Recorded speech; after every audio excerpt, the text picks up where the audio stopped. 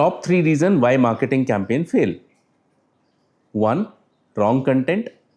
2, wrong platform. 3, wrong target segment.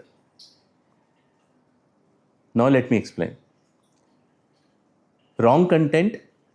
See, in today's scenario, and I've seen a lot of people doing it, and you should not make the same mistake. Content is driven if it is a video-based content. People still use images. I'm not saying it is bad, but the impact of a video and a very straightforward video to communicate what your product is all around gives you a better result. Wrong platform. Now, in this case, what happens is you have two types of customer. One is intent based. I want something today because I'm looking for it and searching for it. That is where Google will play a very important role.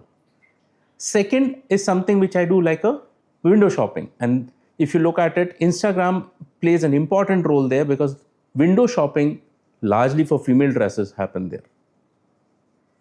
Third, the segment. If you're targeting the wrong segment, you're targeting the wrong people, the wrong age group, for example, as simple as that. If supposedly I'm selling a product which is for 45 years and above, I would possibly prefer a Facebook kind of place. And if I'm looking at someone younger, then I might go for Instagram as a place.